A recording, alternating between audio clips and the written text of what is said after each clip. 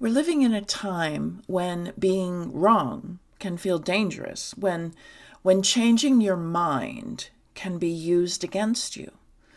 But what if being wrong isn't a failure? What if it's how we learn to see more clearly? Welcome to Spiritual Geography. I'm Joni Miller.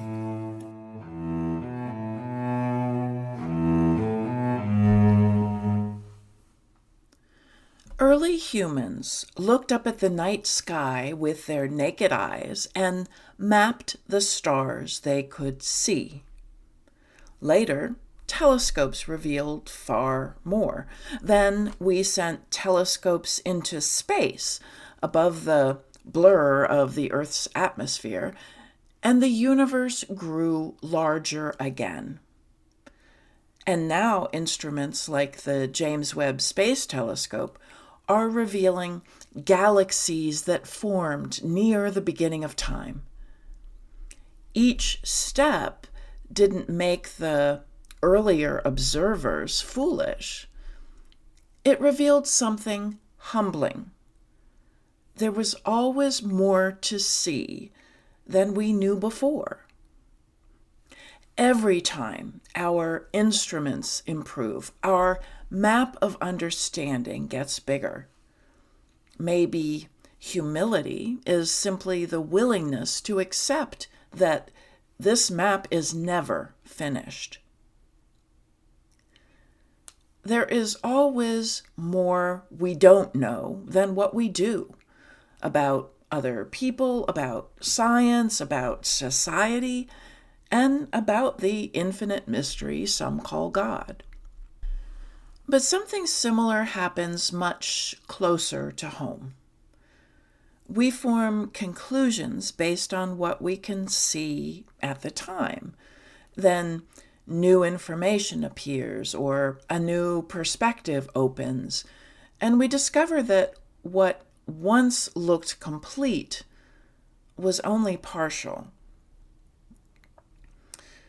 There are 3 words that can be surprisingly difficult to say. I was wrong. Not just because of pride, although pride plays a role, but because being wrong can unsettle more than an idea. It can unsettle our identity, our sense of belonging, and even our understanding of ourselves as thoughtful and capable people. I remember a time in my own career when I came face to face with that. I had been working as a director of contracts and pricing, leading the business side of proposals.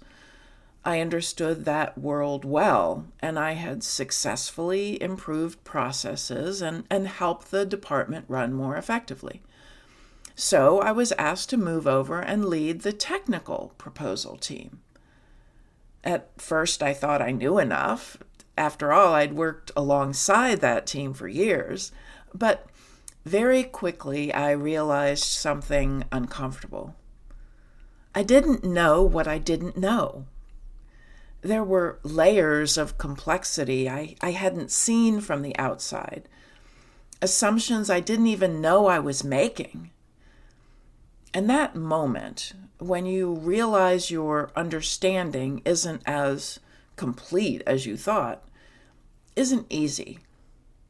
It would have been tempting to pretend, to rely on what I already knew, to project and protect the image of competence.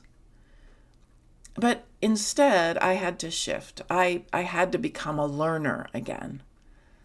I leaned on what I did know, how to support people, how to manage under pressure, and how to create an environment where others could do their best work. So I listened. I asked questions. I let others teach me what I couldn't yet see. That experience didn't make me less capable. It made me more effective. There's actually a name for this pattern. In psychology, it's called the Dunning-Kruger effect. When we first begin to understand something, we can feel surprisingly confident because we don't yet see the full complexity. As our understanding grows, something else happens. We begin to see how much we don't know. And that realization, while uncomfortable, is not a failure. It's growth. We see this pattern not only in our personal lives, but across entire fields of knowledge. For decades, ulcers were widely blamed on stress and personality. That explanation shaped treatment, research, and public understanding. But over time, new evidence revealed something different. Many ulcers are caused by a bacterium, Helicobacter pylori. No one was intentionally misleading anyone. People were working with the best knowledge they had at the time. And then their map of understanding expanded. This is how learning happens. Being wrong is not the opposite of wisdom. Refusing to learn is. Humility is the quiet engine of progress. If people can't say, "I was wrong," then science doesn't advance, relationships don't heal, and societies don't learn. The opposite of humility isn't confidence. It's the illusion that we already see enough. Right now, that illusion that we already see enough is being reinforced in powerful ways. We live in a culture where being wrong is often treated as a permanent stain. Old statements are held up as proof that someone lacks integrity. But that flips the moral logic. It's refusing to learn that damages integrity. Learning from new information strengthens it. A culture that punishes people for learning will eventually stop learning. And in times like these, the cost of humility can feel high. But the cost of refusing it is higher.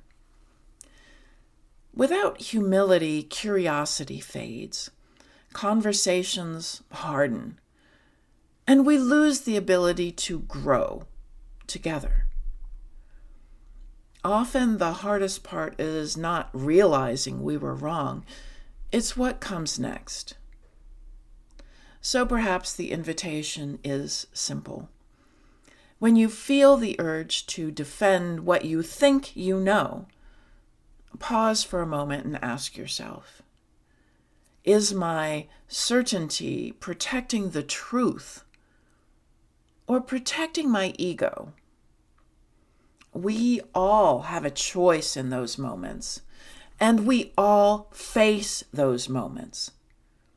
We can protect the version of ourselves that was right, or we can step into the version of ourselves that is still learning. The goal of learning is not to prove that we were right all along. It's to see more clearly. And in a world that is still unfolding, where the map of understanding is never finished, humility is what keeps us open. Open to truth, to growth, and to one another. We don't understand the mysteries of the universe, but we can grow more love. Love for ourselves, love for others, and love for the infinite mystery that lays beyond our understanding. Thank you for tuning in.